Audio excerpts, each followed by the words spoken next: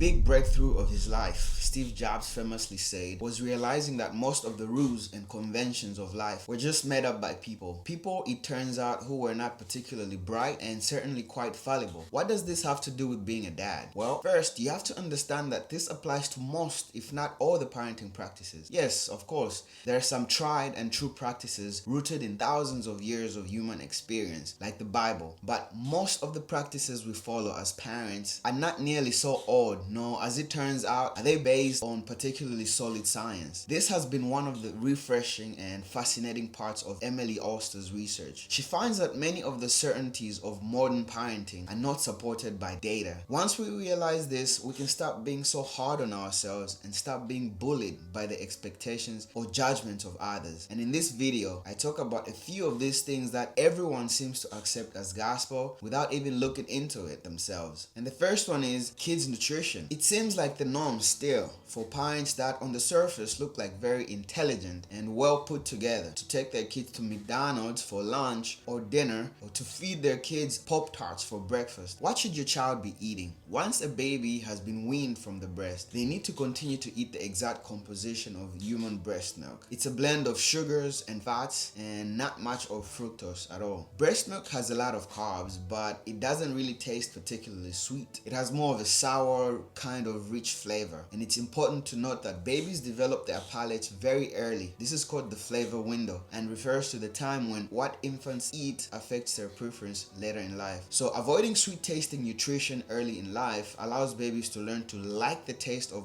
more nutritious foods such as meats and veggies. Most of modern baby foods are full of preservatives, added sugars, non-organic, GMO ingredients, and other toxins and additives. The FDA's outdated Formula Act of 1980 makes it very hard for more holistic, innovative players to get into the infant nutrition industry. If using baby formula and baby food, beware of the ingredients to match your child's needs. Good companies like Serenity are a good option. Now, more than ever, information on nutrition is everywhere. Pick something for your family and do it. So it's really all on you, more especially with the meals they eat at home. And the next one is sleep.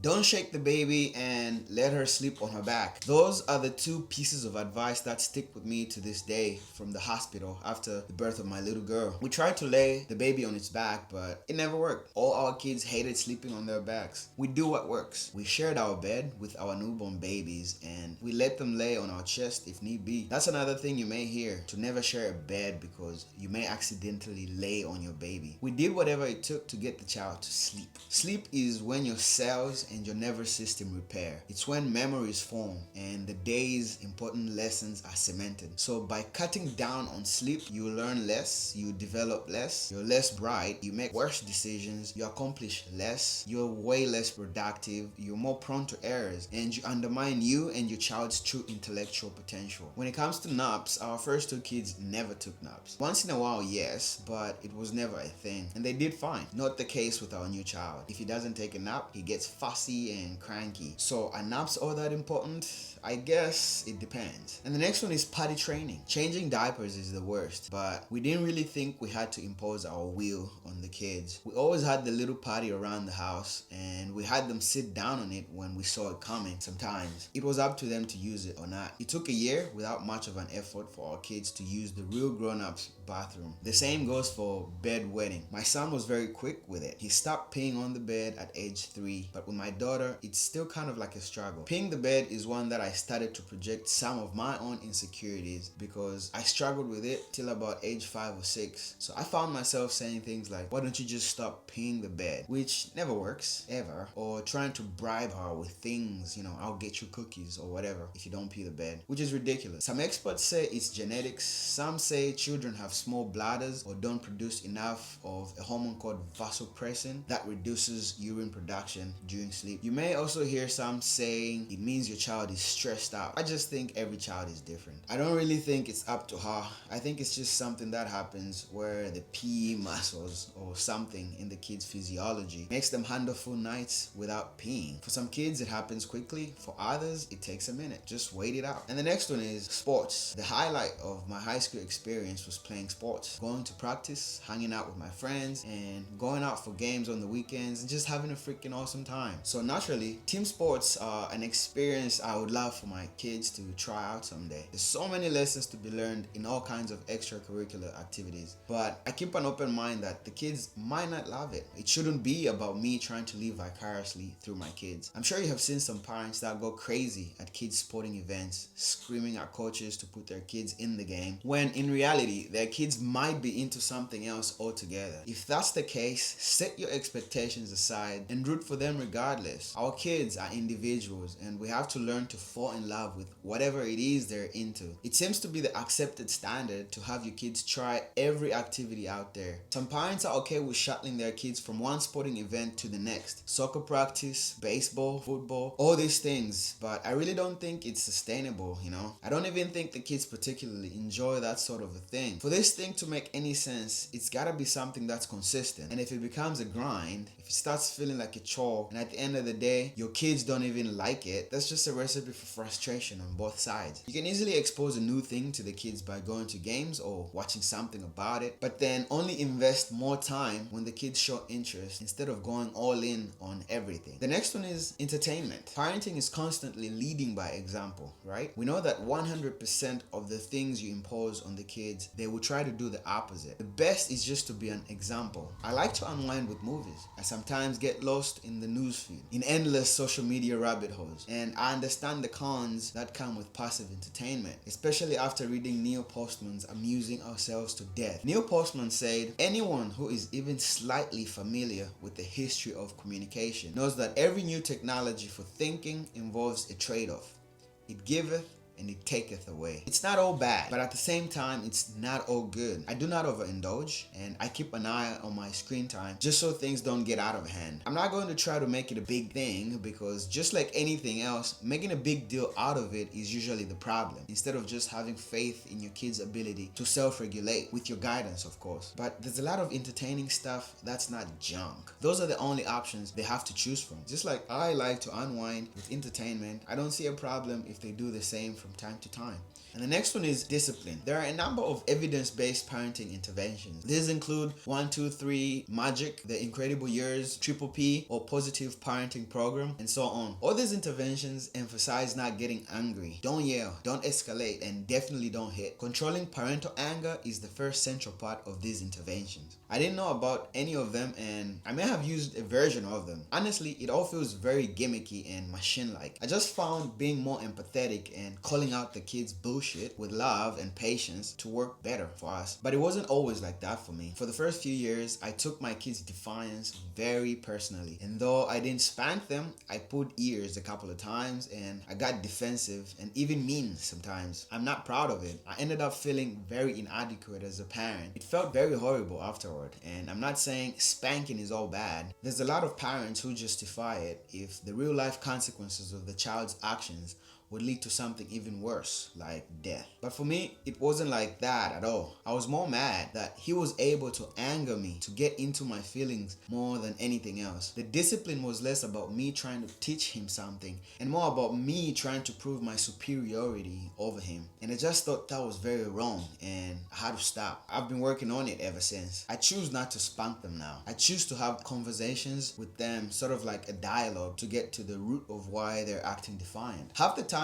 they realize they're being brats, and the other half is me realizing, oh, they may actually have a point there. I want them to know that it's okay to be defiant and to question stuff. More importantly, I want them to know that they can come to me with whatever problems or issues they may be facing, and we can talk about it and try to get to the bottom of it without them having the fear of getting hit. I do this with a clear understanding that children are not adults, and you usually cannot improve behavior right off the bat with a discussion. If your 4-year-old seems to always forget to flush the toilet, they will not respond to a reasoned discussion about how you actually do need to always flush. And as a result, you should not get angry the way you would if, say, your spouse was not flushing the toilet and didn't stop after you explained why you shouldn't. What you're doing here is practicing a civil way to solve problems. Spanking and scaring your kids only works when they're toddlers. I think a better long-term strategy is just talking to them. And the next one is childcare. I had my first kid in my sophomore year in college. I ended up dropping out and moving over to the US with my wife, and we started raising our family. Our kids have always been the number one priority. It's never really been a thing to worry about who's watching the kids, except for family wanting to take them mostly over the weekends when we lived in Pennsylvania. I think it's a big deal who you have watch your kids, especially in their formative years. The same goes for how you want to educate your kids. They will be spending a huge chunk of their time in school, and you want to make sure whatever they're absorbing over there aligns with your values. You don't want to be in a situation like Elon Musk's. After years of investing hundreds of thousands in an elite private school, we choose not to pursue careers that would have us put the kids in daycare or long days in traditional school. We homeschool our kids, and we're okay with having a little bit less money. I just never felt comfortable with throwing my kids on the bus and having them gone for the whole day and expecting everything to just kind of work out. I get it. American society, or any modern society really, makes it seem like that's the only option you have when it comes to educating your kids. It's not like it's guaranteed to be a good place to have your kids while you're working. There are pros and cons for whatever method you choose for your kids. Whether or not you should put your kids in a traditional school is debatable, depending on your situation and what you have going on in life. We're very picky about who we have watching the kids, on the values that we want instilled in the kids, especially as toddlers, taking it all in. We take it very slow too. It is all about seeing what they're gravitating towards and having an attention span for, and having them do more of that. There's a lot of talk that makes you think your baby should be reading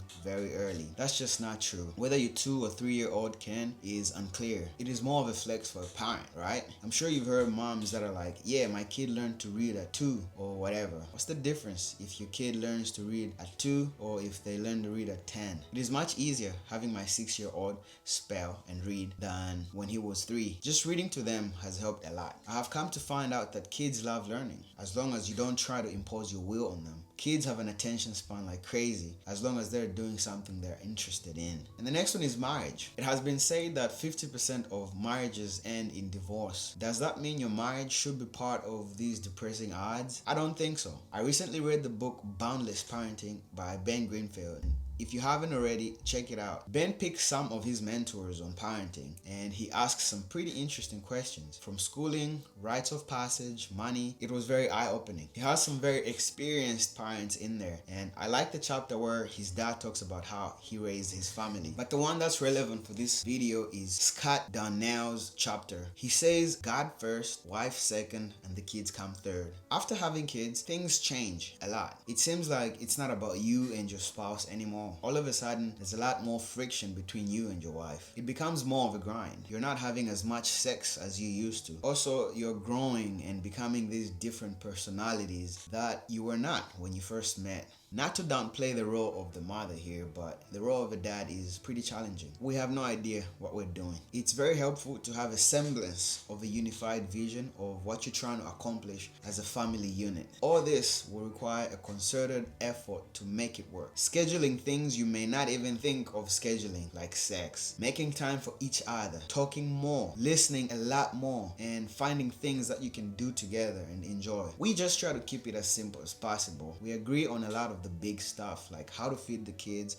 how to educate them, and some values that we want instilled into them. And as a dad, developing a thicker skin has been helpful because you won't have it your way most of the time. Understand that you're changing and it's okay. The only thing that helps is to constantly talk. For some people, marriage counseling works, but just like anything worth having, a happy marriage is a grind. Coming from being single, then just you and your wife, then now you add kids to the mix, it changes the pace of your life, and it may even feel boring as hell sometimes. It's the same thing every day, over and over again. You're prepping meals, you're changing diapers, putting the kids to bed, and you wake up the next day and you do it again and again and again. It's a grind, and it's one that even some of the most powerful and influential people you may even be idolizing have struggled with, and it's one that needs to be respected and taken seriously. Buddha is one of the greatest figures in all of history. He has inspired millions to follow the path of enlightenment and peace, and he's made millions, billions perhaps, of people better by helping them find peace, serenity, and to alleviate suffering. But as Karen Armstrong writes, the man struggled, and indeed he failed as a parent. Buddha walked away from his young family. In fact, he left without saying goodbye. What helped me the most was just moving on, leaving my single life behind, focusing on this new thing and being okay with having it change me and grow fully into my role as a husband and father. Nobody tells you stuff like this, and it's one of those things that even if they do tell you, you don't really get it until you experience it. My marriage is one that I really value right now. Nothing is worth my time and effort like my family. It's made me a better person, and if you can keep it together, I guarantee it will do the same for you. Thank you very much for spending your precious time with me today. If you like this type of content, subscribe to the channel and hit that notification button so you don't miss when I post a new video. And also, just to make sure the algorithm pushes this out to more people who can benefit from it. We need to teach our kids what Steve Jobs' parents helped him realize, that things should be questioned, that we need to be deferential to authority, or if we trust, let's first verify. We shouldn't take limitations or impossibilities as gospel. In fact, all progress of the human race has come from people pushing, risking, challenging, undermining, and disrupting. Having kids who do that might seem like a nightmare, but that's the paradox. If you beat into your kids the idea of obedience, respect, deference, of being seen and not heard, you might have a quiet home, but you will ensure a complacent, miserable future. You will be depriving them and the world of so much future progress, so many breakthroughs, and so much originality. Teach them to challenge things. Show them what it looks like by challenging your own beliefs and the beliefs and practices of your peers. I'll see you on the next one.